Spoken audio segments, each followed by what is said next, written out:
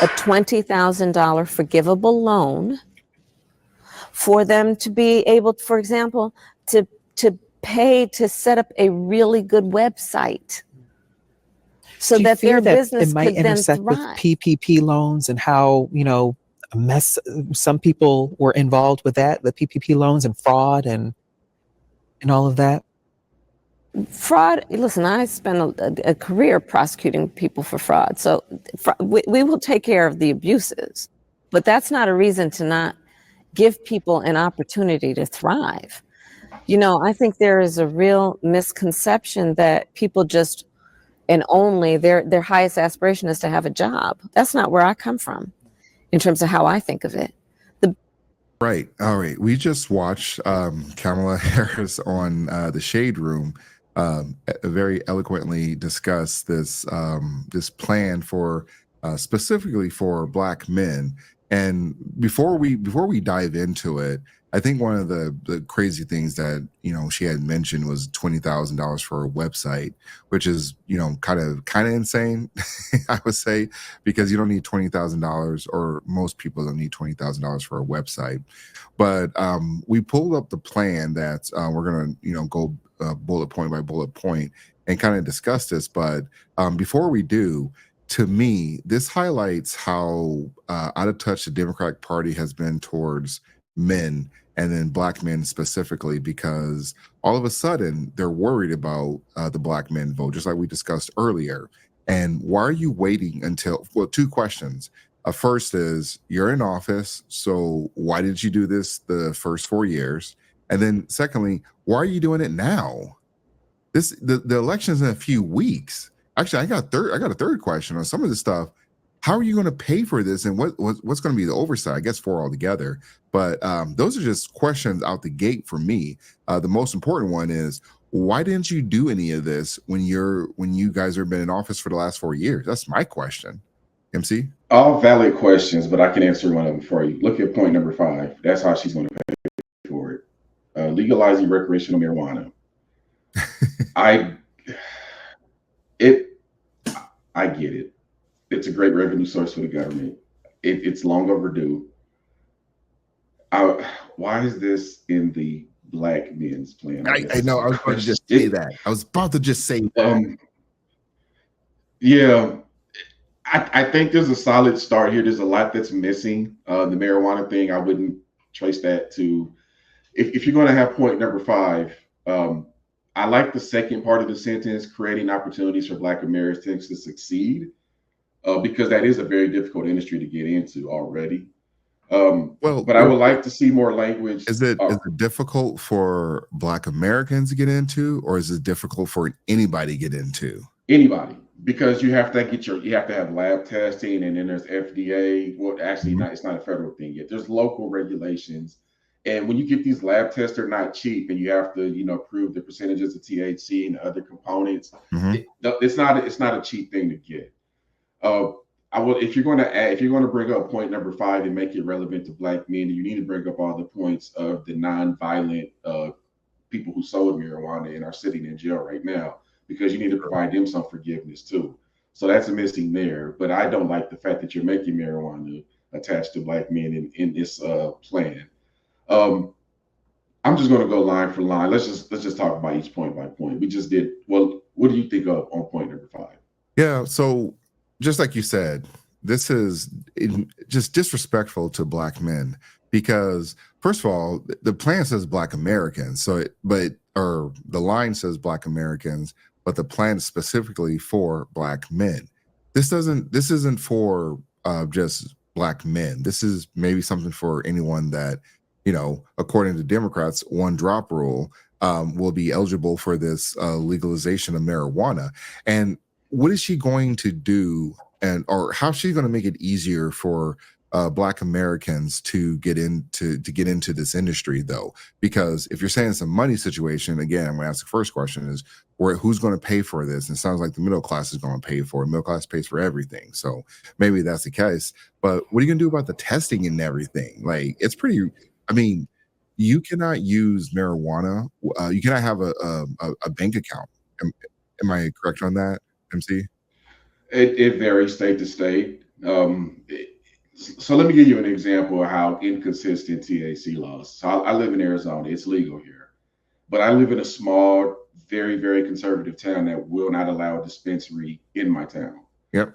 But there's too many inconsistencies with THC right now. 1 minute they can accept debit cards, 1 minute they can't. 1 minute it's cash only because they can't get a bank account. Next minute it's not. It does need to be a federal correction so that they can have bank accounts and there's proper monitoring. Get the FDA involved in stuff like this. But again, this is something that's going to benefit everyone because the large majority of people partake in marijuana. This ain't just a black man thing, unless you talk about the ones in jail for selling it. Get them out. You might be onto something. Again, to your earlier point, how you gonna pay for this stuff? And that's why we should jump to point number one. Selling, legalizing and taxing marijuana is going to provide you a whole bunch of revenue. That's probably how you're going to pay for it. That was the answer to the question. Okay. It ties to number one because now she says she wants to provide 1 million loans that are fully forgivable to Black entrepreneurs. Well, real quick, let me jump in. So for the legalizing of the marijuana, it's still weird to me though, and I don't care if you want to legalize it or not or make it a federal thing or whatever the case is, but it just sounds like there's going to be a lot of red tape happening on here that she's not going to be able to just take care of in one administration unless she's talking about like in their second term. So I do believe if Kamala does win, she's gonna get a second term automatically. So I don't know who they're going to send out there in 2028, but if she does win, then she'll definitely get the second term. So 8 years of, Kamala Harris, blah, blah, blah. But again, how quickly can you get this done? Like that's a great question. Because the federal government is so far behind compared to states like Colorado and Arizona that are already progressively setting standards on the strains and the quality of THC that you can have. The feds are behind in this regard. This is like prohibition almost. If the people wanted it, you should have just let it go. But I do want to say the second part of that sentence says creating opportunities for Black Americans to succeed in that industry. The intent of that is great, but it's kind of vague. But I think that's kind of the answer to your question. Somehow she's going to create these opportunities. I don't know how.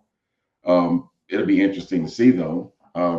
That's all I got with that. THC is going to be complicated thing. All right, so we got a lot of questions on number 5. You want to jump? You want to jump to number 1? Yeah, let's just go to 1 and work down. Providing 1 million loans that are fully forgivable to Black entrepreneurs and others to start a business. Ironically, Florida does something like this with women. Believe it or not. Do tell, huh? Yeah. So I'm saying that because Florida has a conservative governor and is considered to be red right now. But there are grant programs for women entrepreneurs in the state of Florida. And I know that off of some personal experience of one of my clients. But I don't have a problem with this in terms of addressing the income gap. But again, I think I would love to see what the terms are for these loans to be forgivable. Yes. And I would like to, I guess as long as you're allocating these resources to people that have a business plan and actually know what they're doing and what type of business they want to run, I'm okay with this. But and again, I'm assuming that they're using point number 5 to pay for this. If they're not using point number 5, then I have a big problem because anytime you're going to add a new expense, I'm going to want to see how you're going to offset it with revenue coming in. Yeah. So for point number 1, I think this is a setup. Remember the PPP loans? Yeah, we can't forget the PPP loans. That was a little bit of chaos. They set a lot of people up on that because people and yes, people were dumb with the PPP loan and just getting these checks without any guidance, and they just, hey, we got time, we got all the time. They're still cracking people for the PPP loans. So for them to say that fully forgivable to Black entrepreneurs, again, this is a plan specifically for Black men, but it says Black entrepreneurs.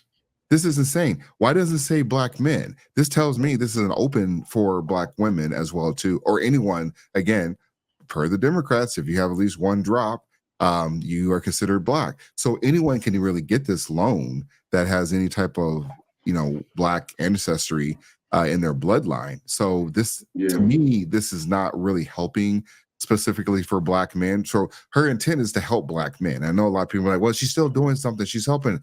No, she's not. Like, first of all, your ass is going to have to pay for it. Like 1 million, anytime they're giving away money, you as the consumer or the middle class, you are going to have to pay for it. So just like they're trying to do with the student loans, middle class Americans have to pay for that out of our taxes. And so when she says fully forgivable, there's no plan behind that. There's no what are the restrictions on something like this? Like, you're better off. And another thing too is, and we may have mentioned, I think we talked about this maybe in a previous episode, but some people are not good at opening up a business. And I've seen a lot of people get these loans and open up t-shirt shops, poetry slam jams or whatever, poetry jams or whatever. There are going to be a lot of times where people just get money and they just blow it. Is that better serving the community, or would it be better served helping people that already have an established business? Or maybe you could do both. Find a way to get the loans. But again, this money is coming out of the taxpayer funds, and I know since we pay for the Ukraine and Israel and all that stuff, we definitely got the money. But you're not really helping. This really isn't helping Black men with these forgivable loans. And not to mention, how are you going to monitor this? Because $1 million for Black entrepreneurs, that's going to be a lot of people just sprouting up businesses. How are you going to manage stuff like that? They can't manage it. This is another Kamala Biden type of plan, is where they have these good intentions on the surface, but when it comes time to executing and managing, managing after year one, it just goes to crap. And there's some criticism about this with Obamacare. At least in the first couple of years, it was kind of a shit show with Obamacare. Now it's a little bit more organized, but still, it took a little bit before it got to where it is before what it is today. So when she says these loans on paper or on social media, it sounds nice though, but they're not going to be able to management. I have yet to see the government manage anything out the gate without any issues or for it not to be abused. When you watch that video, she looked back. She's like, "Oh no, we can handle that. We'll worry about that." No, you will not. Like, the PPP loans is a great example of that. Yeah, one thing with the PPP loans that a lot of people don't understand, we know about the people that were abusing them, but there were also people that took them out for righteous reasons and still ended up having to pay them. So one of the conditions of accepting a PPP loan was you couldn't have layoffs.